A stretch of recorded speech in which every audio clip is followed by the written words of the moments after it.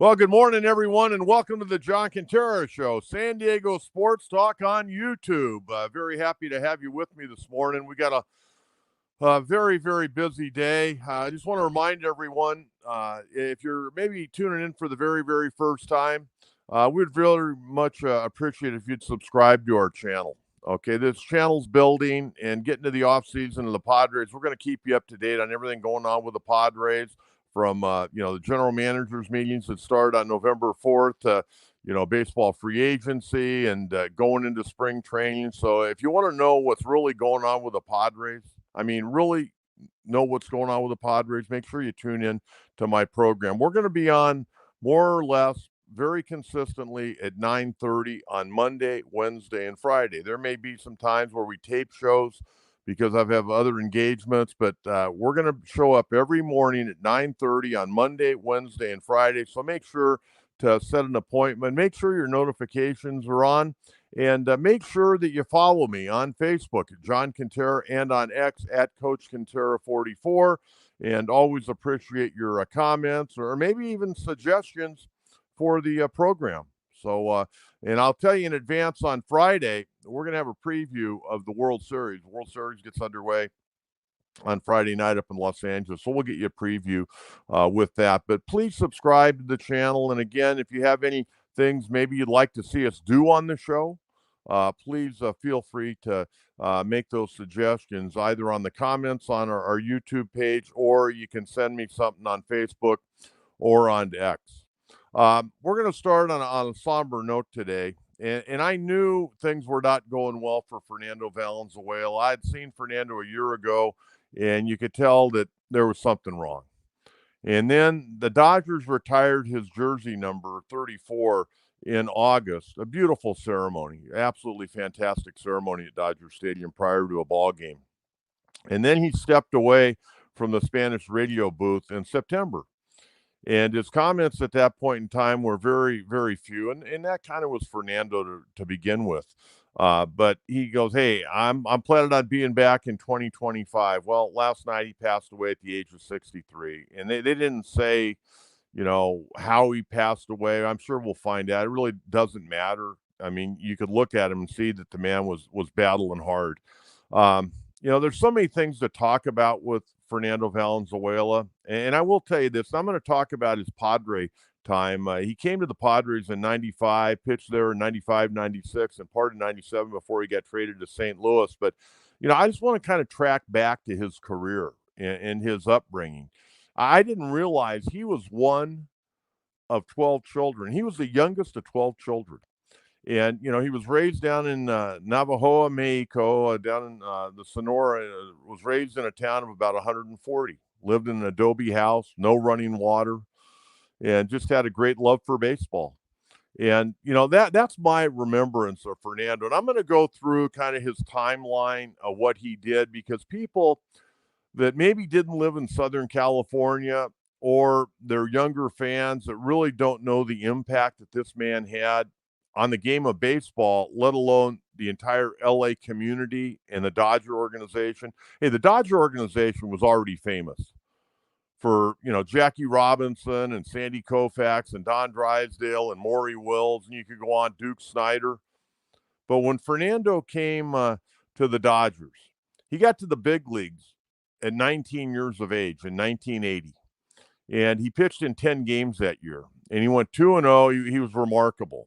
And then he comes back and isn't supposed to be the opening day starter in 1981, but Jerry Royce, the opening day starter, hurt an ankle and couldn't pitch. And I think they were going to go to Bert Hooton, and they decided, we're not going to go to Bert Hooton. They're going to give the ball to a 20-year-old. And all he did was go out there and go a complete game and win the ball game on opening day in 1981. And, some of the awards that he won, he was a 6-time All-Star, National League Rookie of the Year in 81. Also in 81, his rookie year, he was a Cy Young Award winner in the National League. He won a Gold Glove, 2-time Silver Slugger Award winner, had a 200 career average as a pitcher, had 10 home runs in his big league career. They used to use him from time to time as a pinch hitter because he could hit a little bit and he could bunt. The guy was a complete baseball player. He just wasn't a guy that went out and pitched. He loved the game of baseball. In fact, when he played in the Mexican League, And he missed one entire year of the big leagues. So he's trying to figure out how to kind of reinvent himself.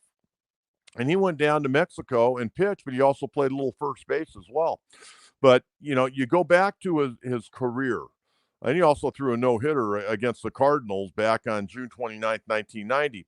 But when you go back and look at his career, I mentioned 1980 he broke in. He pitched 17 and two-thirds innings that year, gave up 8 hits in 10 games, was 2-0, and didn't have an ERA. 0.00 in 10 big league games, 17 and two-thirds innings. Then he comes back for his true rookie season. Now, think about this, where pitchers are today and what Fernando did in his rookie year. He had 25 starts in 81. He went 13-7 with a 2.48 ERA. He had 11 complete games, and he had 8 shutouts. In fact, he had 5 of those 8 shutouts in his first 8 starts in 1981. That's the kind of start he got off to. And then he comes back, and by the way, he also threw 192 and a third innings his rookie year. Then he comes back in 1982. He had 37 starts. He went 19-13 with a 2.87. He had 18 complete games his second full year in the big leagues. And he threw 285 innings. Now remember, at this time, he's only 21 years of age. And people in LA are going crazy over this. You couldn't buy a ticket. You couldn't get into Dodger Stadium with a shoehorn. I mean, in the Latin community, who had, never been huge Dodger fans because of everything happened, people being displaced down there in Chavez Ravine, they were flocking to the ballpark. He had this instant connection. The pitcher with the high leg kick and the guy that would look to the sky on every pitch. He had this great connection with the Hispanic community. And it was just amazing. And it's gone on and gone on and gone on. His entire career, whether he was a Dodger or when he came back to work with Jaime Jarrín in the broadcast booth. I mean, it's amazing. And, being a kid that grew up in San Diego, and I'm only about 3 years older than Fernando, I mean, it was amazing to watch. I mean, it was like a fiesta whenever he pitched at Dodger Stadium. It really was incredible. But let me give you a few more numbers on him. Okay, he pitched a total of 11 years with the Dodgers. He went 141 and 116 with a 3.31 ERA. He had 107 complete games. 107 complete games. I mean, there isn't an organization that has 100 games in a 25-year span right now. And this guy had 107 in 11 years with the Dodgers. And he also had 29 shutouts. But then the Dodgers cut him loose. Tommy Lasorda, let's face it, and I think anybody that followed baseball, Tommy Lasorda pitched that guy's arm off. And the Dodgers made a lot of money, and they won a lot of baseball games. But they pitched his arm off, and then he had a really, really bad spring training. And at the end of spring training in 1991, they cut bait. And I'll never forget that. There was no social media. But I will tell you, KNX Radio, radio here in San Diego, that was the big story now. Fernando Valenzuela let go by the Dodgers, even though at 29 years of age, it looked like he was done. And for the most part, he was done. But then he went on this journey. He pitched 2 games for the Angels. They signed him. That didn't go well. ERA over 12. They dump him after 2 games. Then in 1992, he signed with Detroit to go to spring training. Never played for him. Didn't play in the big leagues in 1992. Went down to Mexico and played. Then he signed with Baltimore in 1993. 32 games, 31 starts, 8-10, and just under a 5 ERA at 4.94. Then in 1994, he comes back again. 8 games, 7 starts, 1-2 record in 45 innings, and a 3 ERA. Then he shows up in San Diego. And this is when I'm not going to say I got to know him, but he knew I was somebody, and I certainly knew who he was because I was around the ballpark every day. And when you go to the ballpark every day as a media guy, some media guys get to know you, like my relationship with Tony and Trevor and Boach and Kevin Towers and, guys that have been here for a while. And then, when the new guys come in, you start getting to know them a little bit. But Fernando was interesting. And I'll never forget, I was standing by Tony's locker in 95. And I had not seen Fernando before, up close, other than, being on the field and seeing him, walk around. But when he walked through the Padre clubhouse, he had a plate of food. He was going to his cubicle, his locker before the game. And I just remember, I mean, this guy was not big. I mean, he always had his shoulders back and his chest. He's a very proud man, but a very humble man. And I remember him walking with his plate of food over to his cubicle and sitting there and eating. And I just go, man, this is Fernando Valenzuela. This is a guy that was the talk of baseball back in the 80s. And here he is trying to hang on in 1995 with the Padres. A great teammate, by the way. Like I said, very humble. If you talk to him, he would always, respond to you. He didn't big league anybody. And so he was here in 1995, and, I was around there quite a bit. But then in 1996, I was around there all the time. I had a nighttime talk show, and I'd go down there at 3 o'clock, watch batting practice, talk to Boch and talk to Tony and, talk to a bunch of the guys around the cage. And then I go do my talk show at night. But, being around Fernando and just watching, here's a guy that was at the pinnacle of baseball. And, I mean, no matter where he went, it was like Elvis Presley, Fernando Valenzuela. But, you go back to 95, he had 15 games with the Padres. He didn't pitch great. I mean, he had 5 starts, 8-3 record, but an ERA just under 5 at 4.98. But then he comes back in 1996. Now, remember, he was a part of that ball club that beat the Dodgers. Remember the Dodgers went up to Dodger Stadium the final weekend of the season. They had to win 3 in a row, and Mike Piazza said, hey, both teams are going to be in the playoffs. Let's just go to the beach and have a good time. And that's the weekend the Dodgers got beat 3 in a row by the Padres, and the Padres won the extra inning game on Sunday. Chris Gwynn came in and hit that game-winning double in extra innings, and the Padres win the division. Well, Fernando was a part of that team.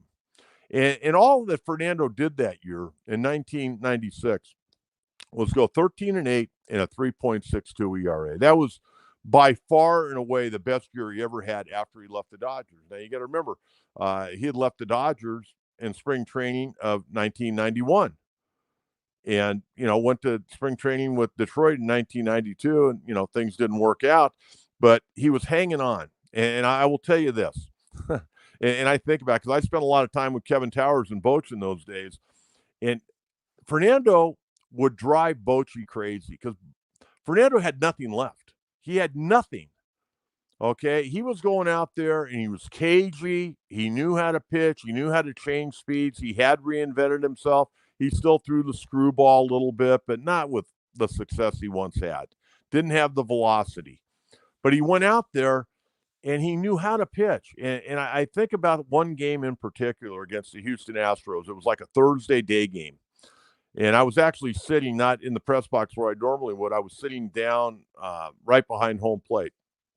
And I'm watching him, and things are not going well. I mean, he's got base runner. He got a lot of traffic. I mean, every inning, the first couple innings, you had the bases loaded. You had runners on second and third and nobody out. And then the third inning, the bases are loaded. And I can see Bochy in the dugout, and he's getting antsy. He's got guys up in the bullpen already. And I'm going, oh, man, this is not looking good. And then a guy had hit a long foul ball down the left field line. You're going, oh, man, he gets that in the air and keeps it fair. That's a grand slam. Well, Fernando knew how to take advantage of young hitters and guys that were anxious. And there'd be times where there'd be runners on second and third base, and you're going, oh, my God, he's going to get beat up this inning. He's going to be out of this ball game quick. But Fernando knew how to pitch around guys.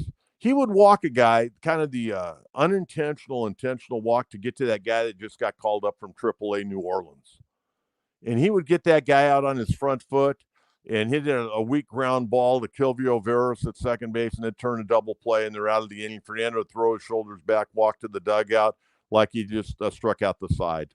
It was an amazing art of pitching in 1996. How he ever won 13 games with the stuff he had, I thought was a minor miracle. And I've said that since 1996. I'm not saying it today, a day after the man passed away. It was remarkable.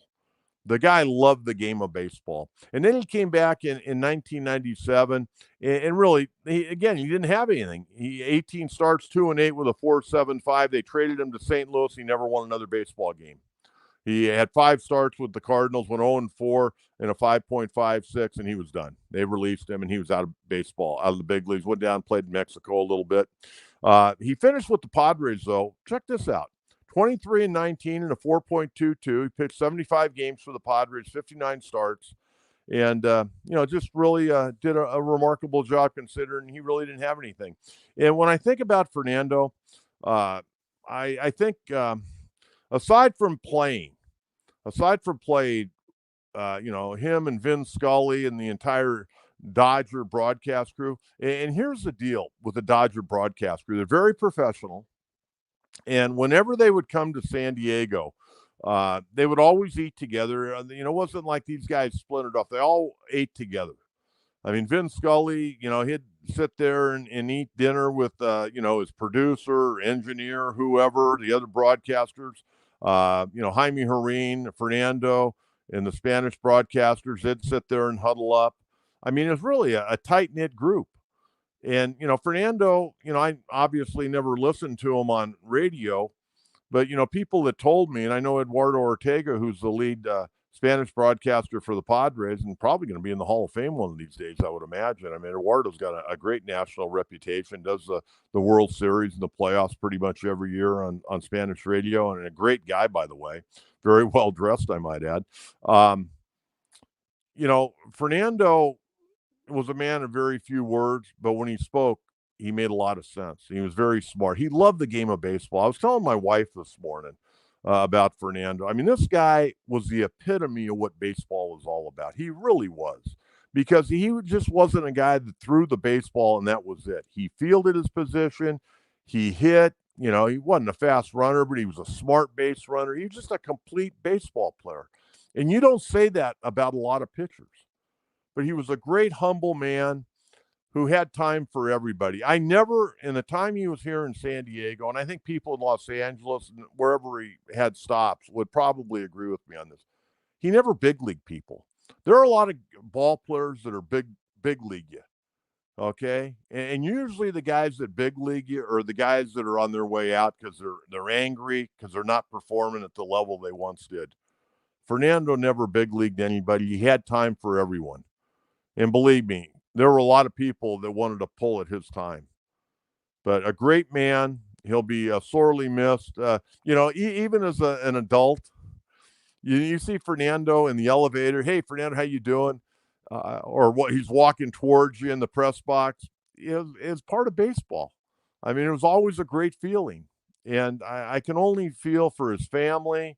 I remember having his son, Fernando Valenzuela Jr., who played in the Padre organization for many years and then played in the Chicago White Sox organization. I remember having Fernando Valenzuela Jr. on my radio show once upon a time when he played in the Padre organization in the California League. Great kid.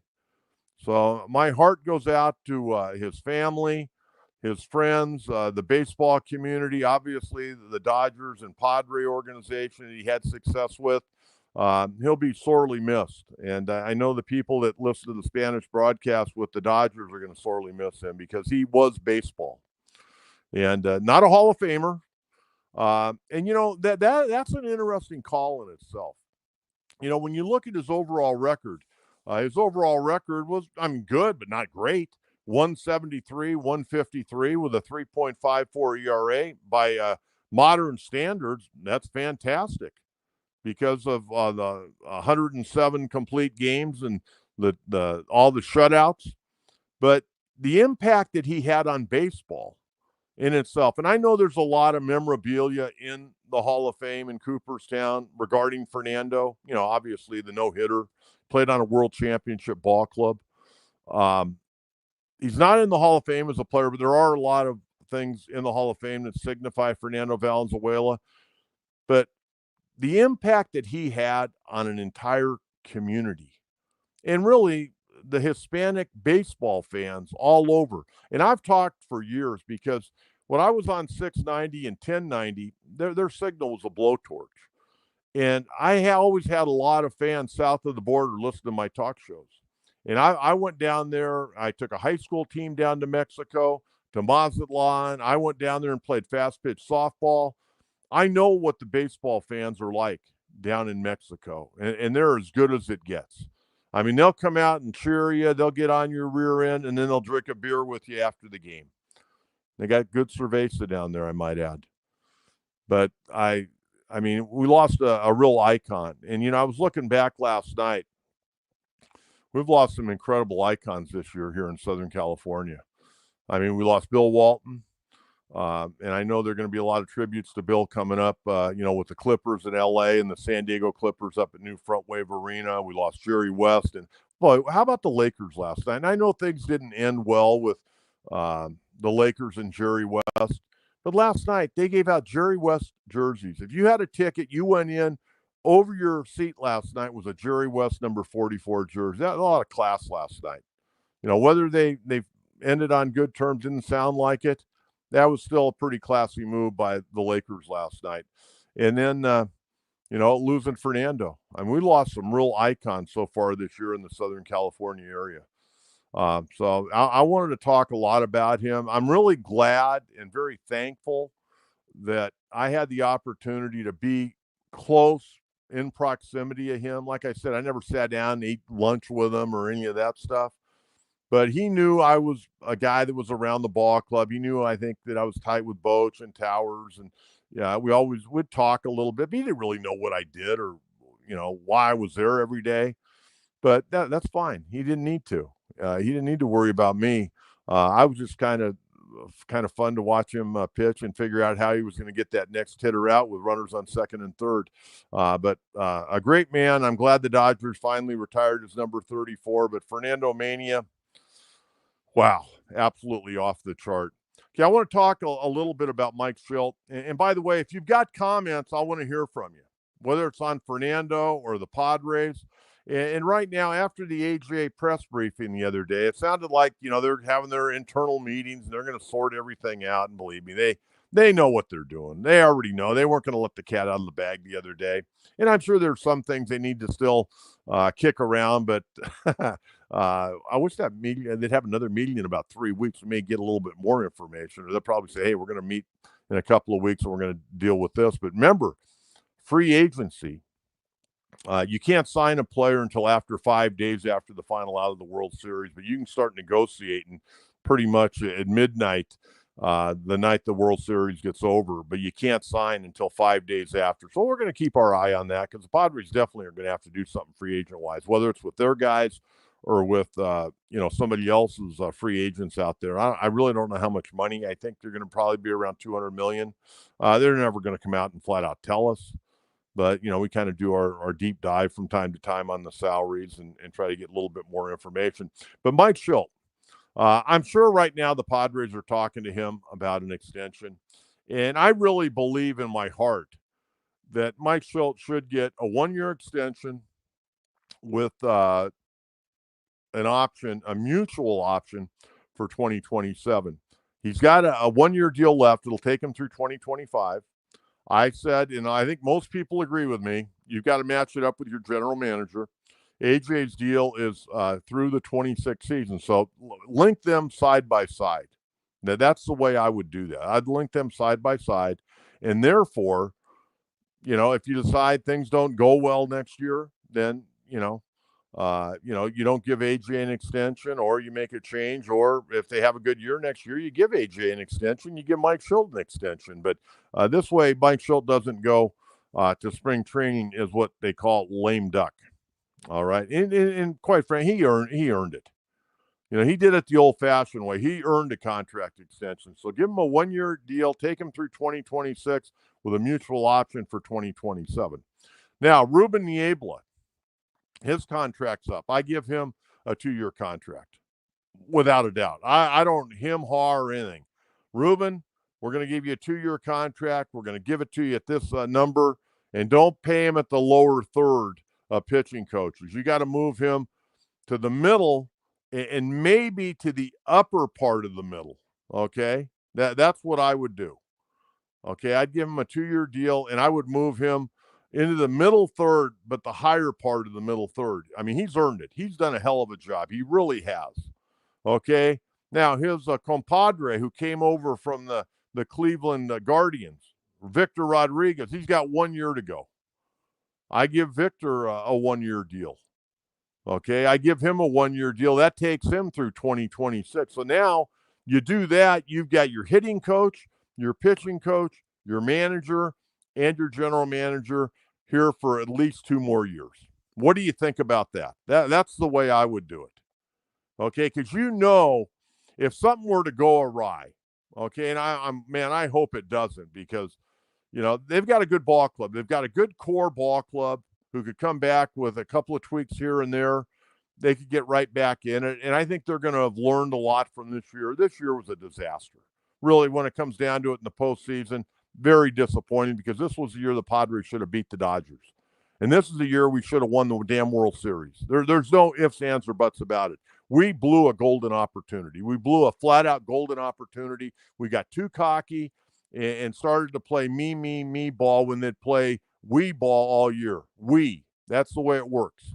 Okay? There's no I in me. Okay?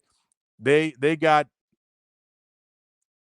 too homer happy up at Dodger Stadium, rather than swinging the bat, going the other way, take what the pitcher would give you. They tried to play hero ball. I don't care what anybody says.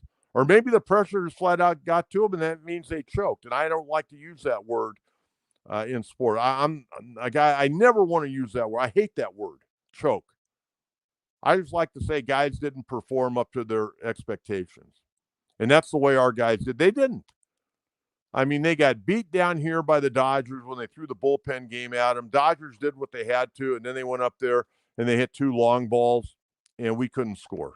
24 innings. I mean, who would ever in their right mind would ever sit back and go, well, the Dodgers, they're going to do this, that, and they're going to shut the Padres out for 24 innings. Are you kidding me? I mean, the Padres, they were scoring at will. And then all of a sudden, man, they couldn't hit with a tennis racket. It was unbelievable.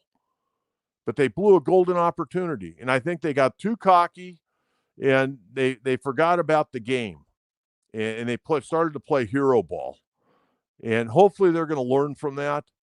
But you got to bring in some good guys. I don't know if Profar can repeat what he did. I tend to doubt it. So I'm not going to overpay for Profar. I'd love to have Jurickson back. I think he's a great team guy. I think he can be a little bit of a disruptive influence on other ball clubs, which doesn't bother me. He's kind of like the rock in the shoe that kind of can be an irritant, and he can use that to his advantage. But I'm not sure I can bet on him hitting over 20 homers next year and driving in over 80 runs and having the second highest on base percentage in baseball next to Ohtani. I don't know about you, but I can't bank on that. So I'm not going to overpay. Do I want him back? Yes. Am I going to overpay? No. Got a great center fielder, great right fielder. You got to figure out what you're going to do at shortstop. The other day, it didn't look like AJ was willing to commit to Xander Bogaerts. I don't know if Hassan Kim's going to come back. And again, do you want Kim back? How much is it going to cost? He's got a $10 million mutual option, and I'm sure he's going to turn down. He'll get a $2 million parting gift. How about that? How would you like to have an opportunity to come back and play for $10 million? Go, I don't want that. I'm going to move on, but I'll take your $2 million out the door. I don't know why do these teams give buyouts? I don't get that. Could somebody explain to me, why does a team get a buyout? Why do they give that to ball players? I don't get that. He's going to get $2 million to go away. $2 million to go away and then sign another deal for, $12, $15 million, or whatever the market's going to bear. He got Scott Boras as his agent. So, you got to figure out shortstop. You definitely have to figure out catcher. And Higashioka, I want back, but I want him to be the backup catcher. Play against left-handed pitching, play, here and there, play a couple times a week. But let's get a frontline catcher in here. And it's not Luis Camposano. So you're going to have to spend some money. And I don't even know what's available as far as a catcher. But they got work to do. And then you got to figure out how you're going to kind of fill out your rotation. What are you going to do in the bullpen? Tanner Scott not going to come back. If Tanner Scott comes back, I'd be shocked. I don't think the Padres can afford him. I really don't. So we're going to continue to talk about the Padres on a regular basis. But you got to get these coaches locked up. Victor Rodriguez did a hell of a job, man, getting these guys to buy in for most of the year on going the other way, using the middle part of the diamond. And if you listened to AJ the other day like I did, and we recapped it when we went live a little after 12 o'clock on Monday, he didn't come out and say we played selfish baseball in those last couple of games. But when he started talking about not using the middle of the diamond enough, that's selfish baseball because guys are trying to yank the ball out of the ballpark. Okay, that's what it meant. Just so you understand that. But get Mike Shildt locked up, take that off the plate, and then get the two coaches locked up, and then they can decide what they want to do with the other coaches. Okay, that's the way I'm looking at it. Okay, real quick on the World Series on Friday. Again, we're going to be on at 9:30 Friday morning. We're going to have a complete deep dive on the World Series. We'll break down both the Yankees and the Dodgers. I will tell you this. All games are going to start at 5:08 Pacific Coast time, even in New York. So it'll be a little after 8 o'clock in New York. But game one, Friday night, 5:08, Saturday, 5:08. Dodgers are going to go with Jack Flaherty in game one. Yankees are going to go with former UCLA star Garrett Cole. Shocker there. So that'll be game one. Now, game two is a little bit different. Yoshinobu Yamamoto going to throw for the Dodgers. And right now, the Yankees haven't announced a starter. I would think it's going to be Carlos Rodon. I would think, and again, think about Rodon. Well, Garrett Cole too, but Cole's stuff is better than Rodon. Rodon may get wore out by the Dodgers. There's no better team in baseball of wearing down a starting pitcher and getting to that bullpen.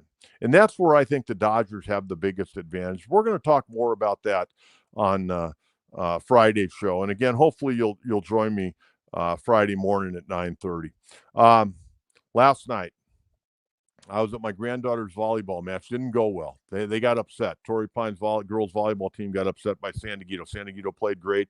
Torrey won the first couple of games and then lost 3 in a row. It was a tough one, but they're still ranked number 2 in San Diego, and they got a good team, and hopefully they do well in the playoffs. But I got home late, and the game was on TNT, and I walked in. Lakers were up, so that made me happy. And my wife goes, "You're not going to be yelling and screaming tonight?" I go, "Well, I can't promise you that." I get a little bit fired up on Laker basketball because I've been such a big fan since I was a little boy. Because we didn't have a team. When I was growing up here, we didn't have a team until the Rockets came, and they were here and gone, and then the Clippers came. But I was always a Laker fan. I was a big Elgin Baylor fan. But last night, opening night, Crypto.com. And I mentioned about the Jerry West jerseys, and that was cool. Lakers won the game 110-103. They, from what I saw, and I saw from like the 11-minute mark to go in the third quarter, I watched the game, and they were okay. They weren't great, but neither was Minnesota. Minnesota's a very talented team. I know they traded Karl Anthony Towns, and they're going to be good. They're going to be a really good team, no question. And the Lakers are going to be okay. But the Lakers, their new coach, J.J. Redick, congratulations to him. He got his first victory as an NBA head coach. He wants the Lakers to shoot threes. Well, anybody that's watched the Lakers, and they really haven't made a whole lot of change. They brought in Dalton Knecht, their number 1 draft pick, and he can shoot. A very good shooter. In fact, he had 35 in an exhibition game last week against Phoenix. But last night, they're casting off threes, and they were 5 of 30. They're not a 3-point shooting team, even though they're trying to make themselves into a 3-point shooting team. If I never see Anthony Davis take another 3, I'll be fine with it.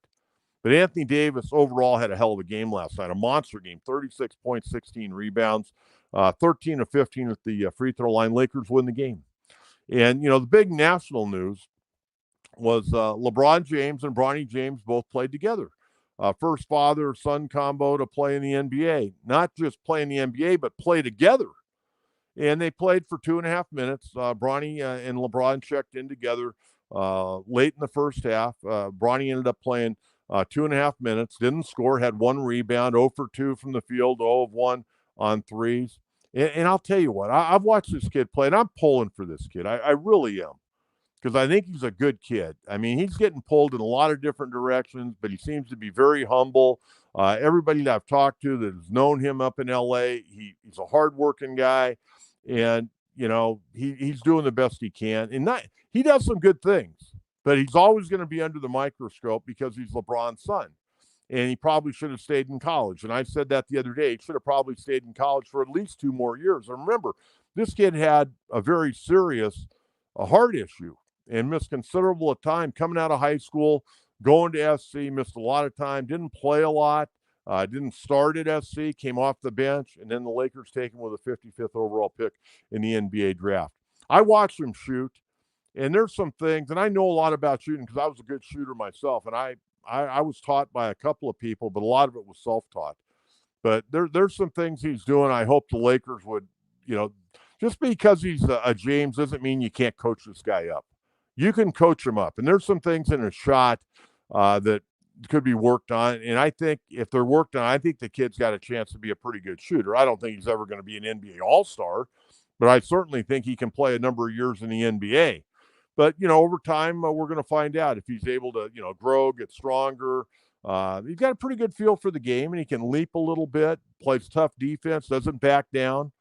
So, I'm pulling for the kid. I don't know how much playing time he's going to get. Maybe he'll play a little bit for the South Bay Lakers. I don't know. It seems like they kind of want to keep him with the big club. And, of course, the South Bay Lakers are coming to the Front Wave Arena for 3 games to take on our San Diego Clippers. So that'll be kind of fun. But, the other guy that I thought played real well last night was Rui Hachimura. I'm a big fan of his. I think he's a hell of a player. He had 18 points last night, 5 rebounds. LeBron finished 7 of 16 shooting, 16 points. All in all, Lakers will take the win. They always struggle out of the gate. But, again, it's kind of like Dodger fans. They think Dave Roberts should go 162-0 and win by style points every night. When it comes to the Lakers, I guess I'm back from the old days of Wilt Chamberlain and Jerry West and Bill Sharman and all those great Laker teams with Magic and Riley. I expect the Lakers to win every game. I expect them to go 82-0 and roll through the playoffs. And I know that's not realistic, but, man, I get really irritated when the Lakers lose. So I wanted to mention that a little bit. Okay, last thing we got today, and then if we got some questions out there, we'll talk about that. And next week, we're going to start talking a little bit more about what's going on locally in college basketball. Because we got 3 Division I basketball programs here. We got San Diego State, which, I don't know if people are really thinking San Diego State's going to be all that good. There was a report they went up and played UCLA, and they didn't have a bunch of guys playing in that game up there, and they beat UCLA, but it's a scrimmage, and coaches are working on different things. But USD, Steve Lavin in his 3rd year, Eric Olin over at UCSD, I saw their pick to finish fairly high in the Big West Conference. Eric Olin's a great coach, and I'm going to be doing those games, folks. I'll be doing those games on ESPN Plus, so hopefully you'll tune in, and I'll let you know when we're doing them. I'm doing about 14 or 15 college basketball games on ESPN Plus for UCSD. I did them last year, and they were nice enough to offer me the opportunity to come back and do all their games this year, so I'll look forward to that. But I'm going to the Aztec game on Saturday night. I got a big weekend coming up. I'm going to go, check this out. Friday, I'm going to go to an 8-man football game. I haven't been to an 8-man football game since Rashawn Salam and Eric Abrams played at La Jolla Country Day, and that's a long time ago. Okay, then I'm going to go up and watch my alma mater play Poway, Torrey Pines. And I'll probably take my iPad so I can watch the World Series. Saturday, I'm going to go to the Aztec game against Washington State, and it's a late game. They play at 7:30. And then Sunday, I'm going to a big banquet down in Coronado for a bunch of coaches that are going into the San Diego County Coaching Legends Hall of Fame that I was honored to be a part of a number of years ago. And I'm going to go and support a lot of the folks that are going in this year. So I got a big sports weekend coming up. But I wanted to talk about the Aztecs a little bit. I mean, that was a great win last week, or 2 weeks ago, I should say. And then last week they had a bye, so they were able to get their bumps and bruises healed. But Saturday night, they got another great test. They're taking on Washington State. Washington State's really good. They're 6-1. And they're coming in. The Aztecs are going to be a 14.5-point underdog in this game. Now, at the halfway point, the Aztecs are 3-3. They need 3 more wins. And, they've got there's some wins on their scoreboard, I think, still. I mean, they can beat New Mexico. They can beat Air Force. Air Force having a rough year.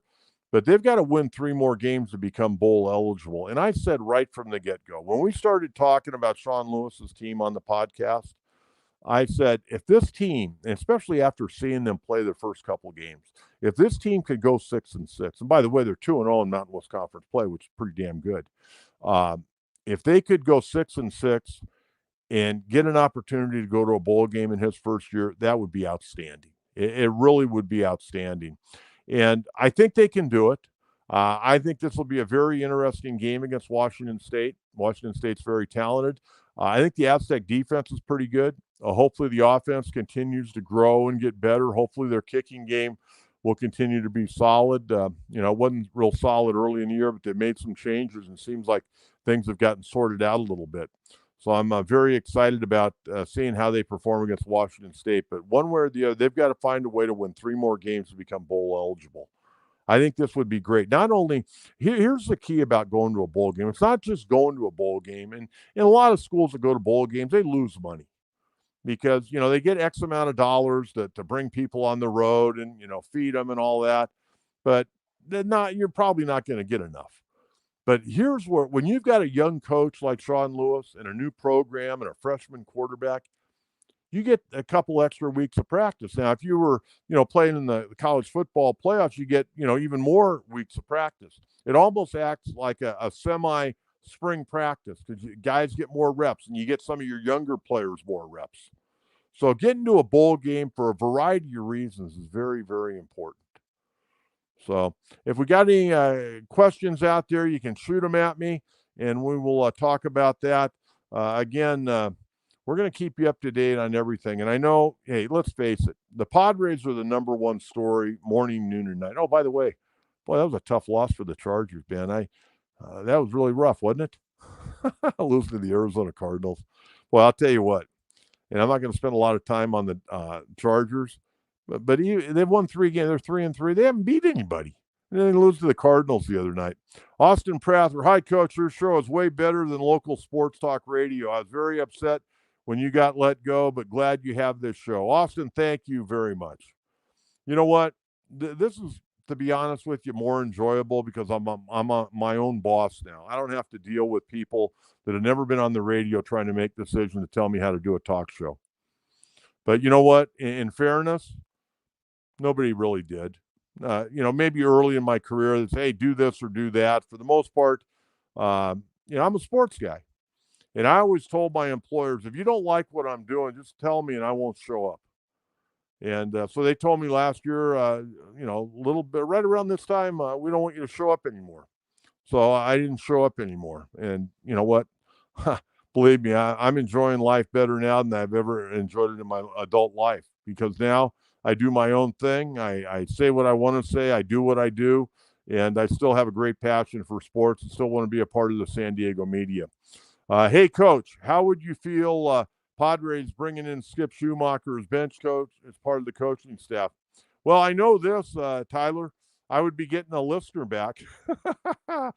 Skip listened to my show pretty much every day because he was commuting from Orange County. And he would listen to the show. Skip Schumacher's a baseball guy. Those are the guys that I resonate. I mean, he's a great baseball guy. But you know what? Padres would not have the opportunity to bring him back because I think he's going to get another managerial job. Guys like Skip Schumacher need to be in the game.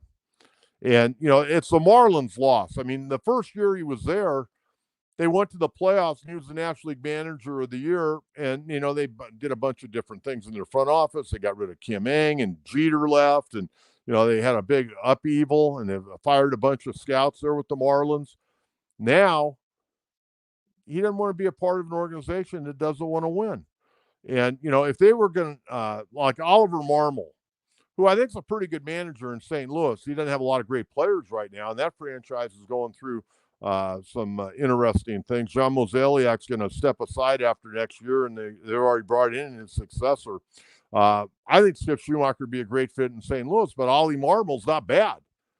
I mean, there's some good young managers out there that need to deserve credit. I mentioned Carlos Mendoza the other day with the Mets. I've been really impressed by him. I think he's going to have a hell of a managerial career. But Skip Schumacher's a great baseball guy. He knows the game inside out, and I think he will get another managerial job before the start of next year, the way I'm looking at it. Tyler, thank you very much. I very much appreciate that. Again, if you've got any others out there, more than happy to respond. Tyler, same old Chargers. Yeah, they Chargers there at the end. You know what? The Charger unis are so good. And by the way, I didn't watch the game. I thought the game was going to be on TV the other night. It was on ESPN Plus, and I tuned into ESPN, and then at 6 o'clock I turned over to Channel 10, ABC. I figured, oh, they're going to have one game on one channel, one on the other, and then you had to go to ESPN Plus. And at that point in time, I go, screw it, I'm not going to do that. I'm going to write up some stuff for my show, start getting prepared, and I'm just going to leave this Tampa game on.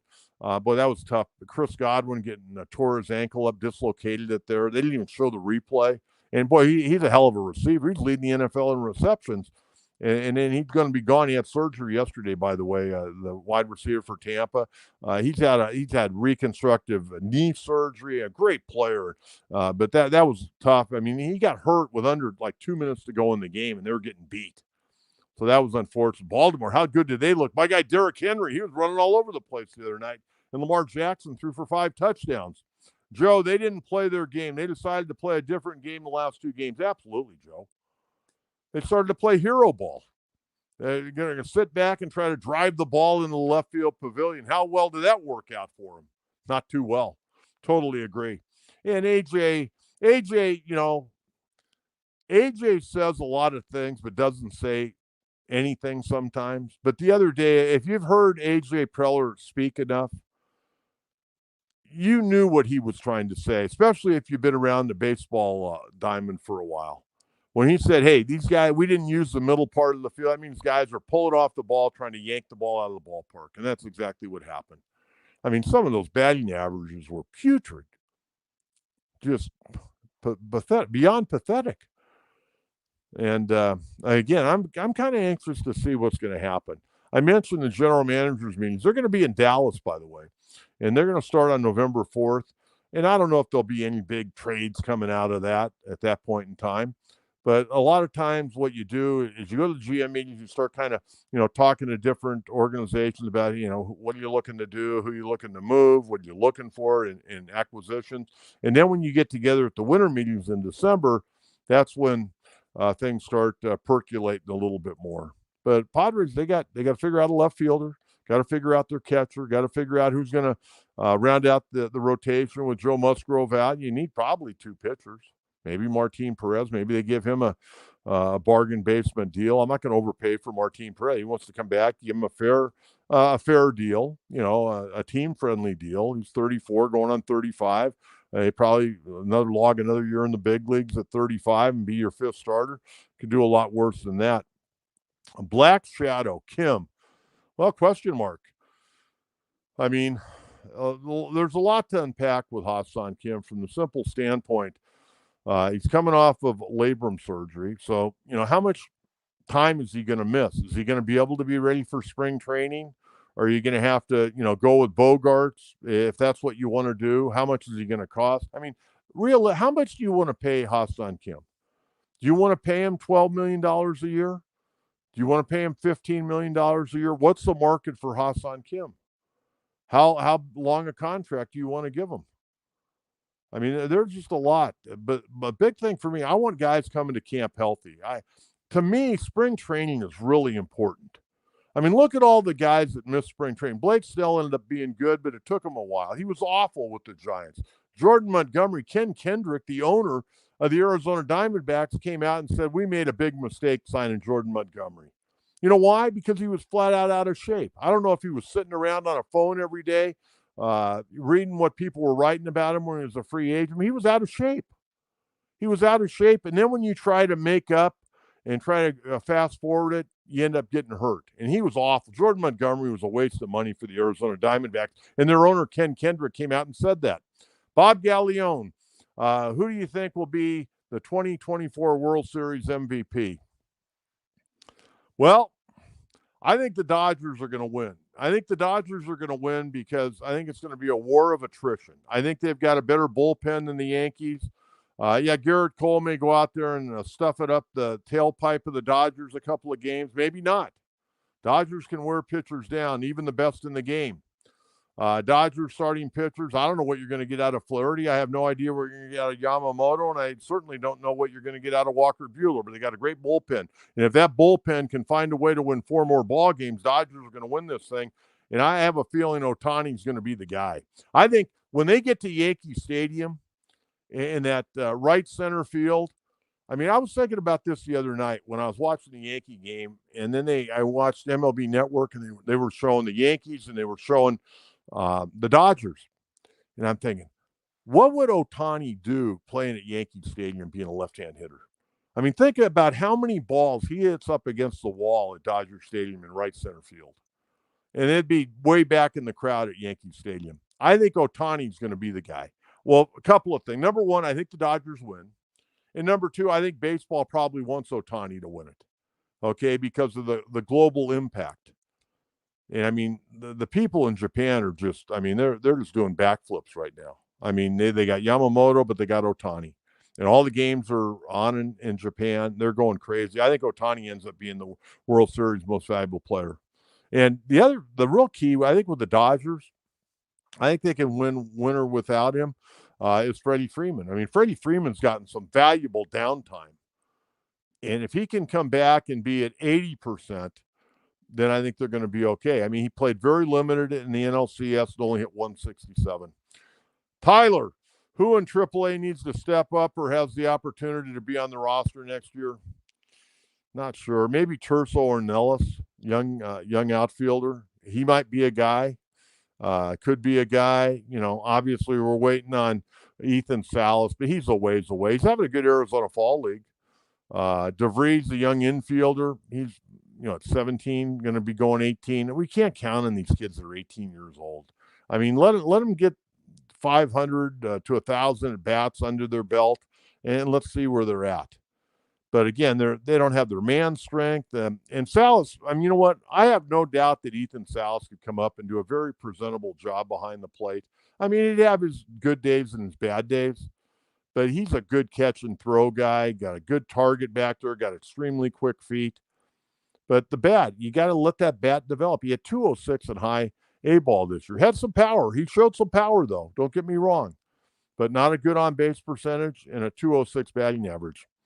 All right, folks, that's going to wrap it up today. Thanks so much for tuning in. Again, we're going to be on 9:30 on Friday morning. We'll break it down. We'll get you ready for Aztec football. We'll get you ready for the World Series on Friday night. And again, please, if you would, subscribe to the channel. Tell a friend. Tell a friend, hey, the coach is on YouTube. He's on Monday, Wednesday, Fridays at 9:30. And subscribe to the channel. Follow me on Facebook, John Kentera, and on Twitter at Coach Kentera44. Until Friday at 9:30 a.m. Have a great day, everyone. We'll talk to you on Friday. Thanks for tuning in. Bye-bye.